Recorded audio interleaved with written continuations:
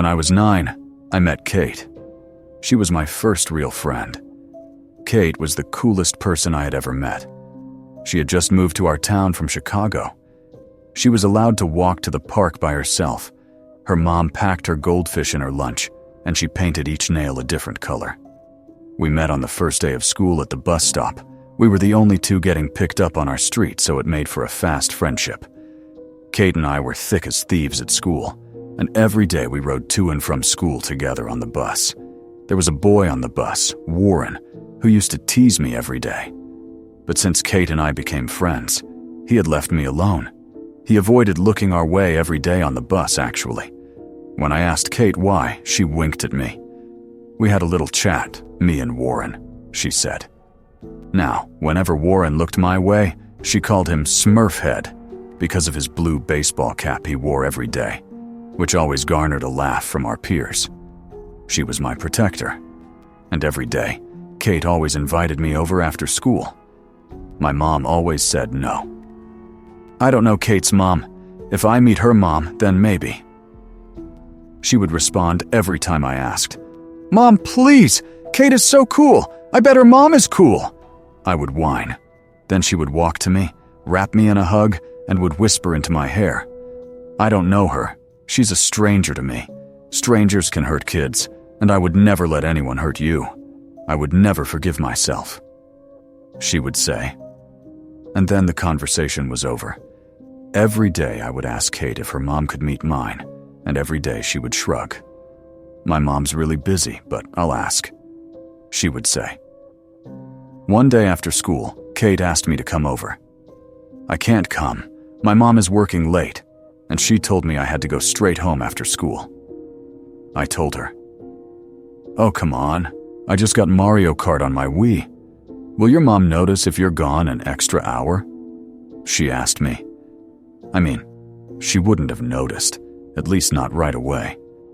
"Okay, but just for a little bit," I responded. Kate's house was like a movie. Big fluffy couches, a big TV with every gaming device you could think of, and a kitchen with snacks pouring out of the cabinets. We played games and laughed, and I ate so much that my stomach hurt. I asked Kate if her mom was home, and she nodded and pointed towards a door. "She's in her office. It's in our basement. I'm not supposed to bother her, but if you need something, I can send her a text message," she replied. "Oh, no, that's okay. What does your mom do as a job?" I asked. Kate shrugged, eyes locked on sending a red shell in our game. "I don't know. I know she does meetings all day. She's always talking," she told me. "Okay, it's been an hour. I should go home," I said, throwing my wrappers in the trash can. "What? We are just getting started. Stay for another race," she pleaded. "Kate," I started. "I'll make sure you're home before your mom is, don't you trust me?" she asked. "I don't know," I said, glancing at the clock on their microwave. "Hey girls," a cool voice said from the hallway.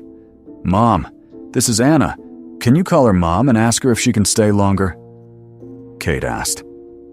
"Kate, my mom doesn't even know I'm here," I whispered at her.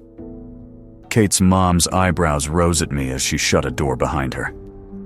"Well, we should tell your mom where you are. If you give me her number, I will call.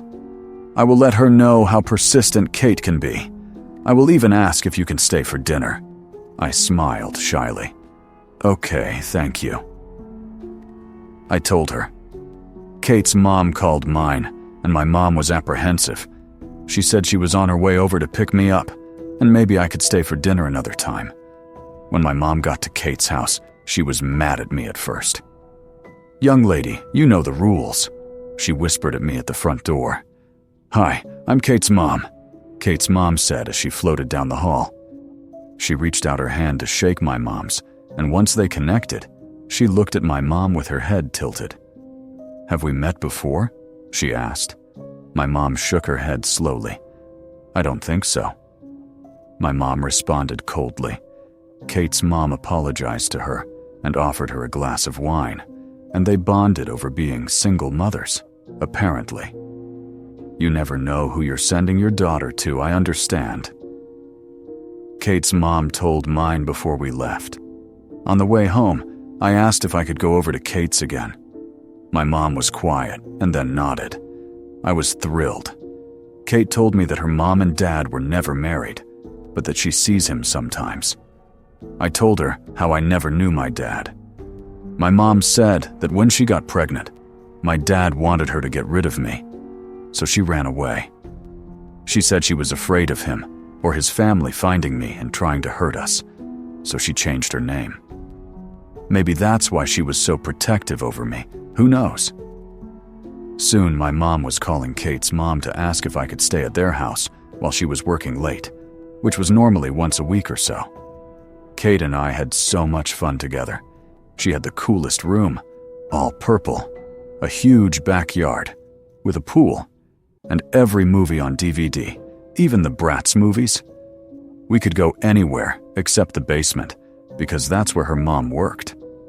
One night over dinner, I asked Kate's mom what her meetings were about. Nothing very interesting to you girls, unfortunately. I see patients downstairs where I have a private entrance through the side of the house. I give people advice, kind of, she said. She looked as if she was weighing her words carefully. What kind of people? I asked.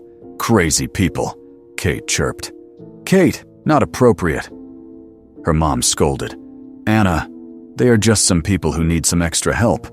We all need that sometimes, right? I nodded like I understood, but I didn't really. When I got home, I asked my mom about it. It sounds like her mom is a therapist. My mom told me carefully. What does a therapist do? I asked, eyes wide. They meet people, listen to their problems, and try to help them with their problems, I suppose, she said, tucking my blankets around me. Like you do for me? I asked her. She laughed softly. Yes, honey, like I'd do for you, she says warmly, kissing my forehead and turning off my light. Mom? I asked in the darkness. Yes, my dear, she responded. Kate said her mom helps crazy people, I said slowly. My mom is quiet for a moment, then laughs softly. Good night, sweetheart, she said softly into the room, before closing the door. The next day at school, our teacher told me that Kate had a stomach bug, so I was alone all day. School was a dud without my best friend. I passed the time by drawing a picture of us as Mario Kart drivers. I even made Kate's car purple, her favorite color. Our teacher had given me her assignments to drop off to her, so I figured this picture would cheer her up. That afternoon on the bus, Warren was acting like a terror, and I was without my armor. Hey, Anna! Where's your friend? He sneered into my ear. I ignored him. He tugged on my ponytail. Hey, I asked you a question, loser, he yelled, gaining the attention of everyone nearby. Leave me alone, Warren, I said firmly. He scoffed at my response and grabbed my open backpack that was next to me, ripping out the picture I drew for Kate. Hey, give it back, I yelled. Warren laughed at my picture, making fun and passing it along to his friends. I worked hard on that. Give it back, I said shakily, losing my confidence. You're right, Anna. I'll give it back, he said, smiling. Warren held it out to me, and just before I could grab it, he ripped it in half. Once, twice, then until it was in pieces. I gasped as I watched the pieces fall to the floor. There you go, Warren said sweetly. I felt the tears well up in my eyes, but I turned around. Warren continued to tease me the rest of the way to my stop, but I ignored him as best as I could. When I got off the bus, I let the tears fall as I began to turn right to walk towards my house. Then I remembered I had Kate's homework, so I sighed and turned around to stop by her house first. When I got to her house, her mom greeted me at the door. Anna, I hear you're on a homework delivery, she said cheerfully. But when she saw my face, her expression shifted. Sweetheart, what's wrong? Did you hurt yourself? she asked, looking me over. I shook my head, still sniffling, and reached into my pockets to retrieve the bits of the picture I was able to save. I drew Kate a picture of us driving race cars to cheer her up, but a boy on the bus grabbed it and ripped it up, I said between tears, holding the crumpled pieces up to her. "Oh, honey," her mom said, taking the pieces. "He's such a mean boy. I don't know why he did it," I said, staring at my shoes. "Come inside, Anna. Kate is napping. But let me get you something to drink," she said, putting her hand on my shoulder to lead me in. She got me settled in a stool at their kitchen island and gave me a glass of milk and some Oreos. I opened my backpack and gave her the folder for Kate with her homework. "Thank you, sweetie. I'm sorry that boy tore up the picture. I'm sure it was lovely," she said, drying off a dish and putting it on a rack. "I made Kate's car purple," I said quietly. "Well, that is just brilliant. She is obsessed with purple," she said, laughing softly. I laughed a little. "Can you not tell my mom?" I asked her. She nodded thoughtfully. "I don't know. I feel like your mom should know if someone's picking on you," she said carefully. "Please no. She doesn't let me do anything already. If she knew about this, she would make it a huge deal and pull me out of school or something," I said, panicked. Kate's mom regarded me for a moment, then something flicked between her eyes. "I don't think she would do that, but I won't tell your mom. But if it happens again, I will, okay?" she said. "Okay," I said apprehensively. "Do you trust me?" she asked me. I nodded. She smiled. "What was this boy's name?" she asked. "Warren." I told her. She nodded again. "Anna, where is your mom from?" she asked. Here?" I responded. "Did she live anywhere else before she lived here?" she asked gently. I shrugged. "Why?" I asked her. "Oh, no reason. I just keep thinking that I know her from somewhere," she said casually. I ate an Oreo, shrugging again. "So, tell me more about the picture," she said with a smile. After I had calmed down, I walked home feeling a little bit better. Kate's mom was a good listener. When I got home, I had dinner with my mom, and she helped me forget all about Warren. After I took my shower and changed into my pajamas, my mom came into my room to say goodnight. But she seemed different. "Mom, why did you change our name?" I asked. She hummed, fluffing my pillow. "You said you changed your last name when you ran away." "Why?" I wondered out loud. "I've told you this, Anna, because I was afraid of your dad's family," she said curtly. "Would they have hurt me?" I asked. She was quiet. "No, they wouldn't hurt you," she said softly. "Then what?" I started. "Anna, enough. They would have tried to take you from me. Is that what you want?" she snapped. No, Mommy. I'm sorry. I didn't mean," I whimpered. My mom stared at me hard before blinking rapidly. "Sweetheart, I'm sorry. I love you. I just had an upsetting call, and I shouldn't take it out on you. I love you, and I'm so glad you're my little girl," she said, patting my head and wiping a rogue tear away from my cheek. I nodded. "Do you trust me, Anna?" she asked. "Yes, and I love you too, Mom," I whisper. She tucked me into my bed, and I was almost asleep when I heard her whisper at my bedroom door. "I'll never let anyone hurt you." The next day on the bus, Warren wasn't there. I sighed in relief. Kate wasn't there, but at least he couldn't bother me. When I got to school, though, the relief went away. "Hey kids," my teacher started. "Has anyone heard from Warren?" Everyone in the room glanced around at each other. Warren wasn't on the bus this morning, and his parents didn't call him in as absent. "Did anyone see him?" she asked. Everyone shook their heads and said no. Then one of Warren's friends, Elijah, raised his hand. "Warren told me that Kate told him that if he didn't leave Anna alone, she would cut his throat," he said proudly. Everyone, including my teacher, turned to me. My jaw was dropped. Is that what Kate meant when she said they had a chat? "Elijah! Hallway, now!" my teacher said. Elijah got up and walked out the door.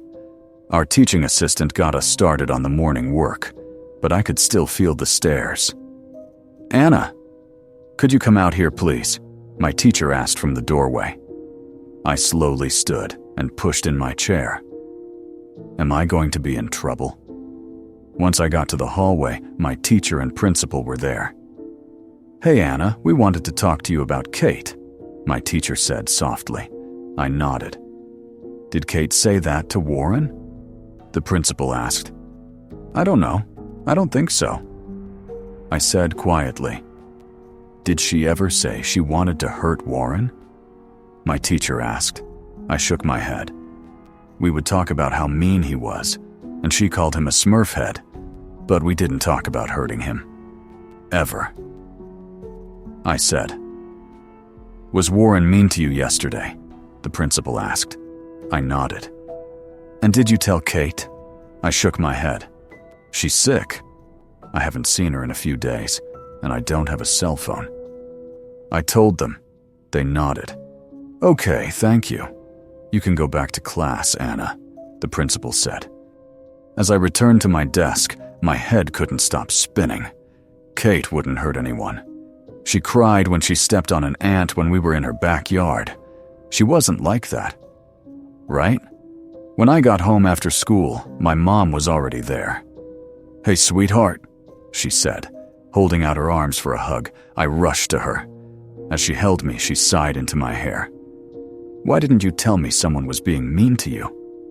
she asked me. "Great," the principal called. I began to cry. "Because I didn't want you to take me out of school. I didn't want to be away from Kate," I said. "Oh, Anna, Kate's your best friend. I would never separate you two," she said. After my mom and I talked, I called Kate on our house phone. She answered on the first ring. "OMG, were you arrested?" she asked immediately. I was glad she was feeling better. I told her all about Warren being missing and about my meeting in the hallway. "They kept asking me if you would hurt Warren." I told her. "I know. They called my mom and asked her the same thing. My mom keeps security cameras in our house, though, and said she would be happy to show them I was sound asleep all night, and that I haven't left our house in 3 days. She laughed into the phone. "Did you say that to him, though?" I asked. "Say what?" she asked me. That you would cut his throat if he didn't leave me alone," I said slowly. Kate was quiet for a moment. "I did say that, but I wasn't, serious. I just wanted to scare him," she told me. I sighed. "Kate," I started. "I'm sorry, but it worked. He left you alone except for yesterday when I wasn't there, apparently," she responded. I paused, thinking. "How did you know he was mean to me yesterday?" I asked her. "My mom," she said. "Your mom told you?" I asked, feeling my cheeks heat. "Well, no, but I heard her talking about it on the phone," she said. I was quiet for a moment. "I think she was talking to your mom," Kate said. "My mom?" I peered around the corner, making sure she wasn't there. I heard the shower, so I had a few minutes. "She called my mom?" I asked. "I think so, yeah," she said casually. My brain felt fuzzy, and I looked back and forth around my kitchen. "Anna?"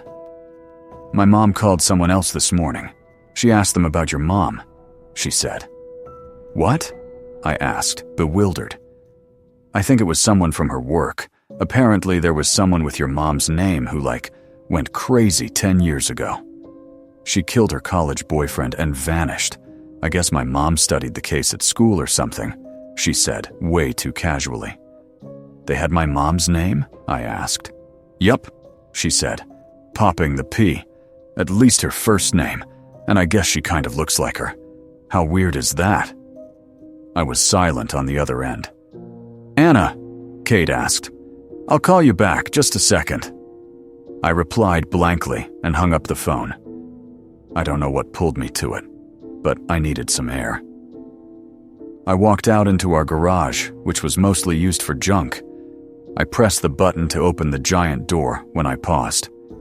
As the light came in, something caught my eye. The blinding blue of a baseball cap. I could feel my chin start to wobble as I walked towards it. I picked up the cap and looked at the inside label. Warren was printed on it. I dropped it like a hot stone and turned towards the door to the house to see my mom standing there, drying her hair with a towel. "Mom?" I asked. She shook the towel through her strands and titled her head at me.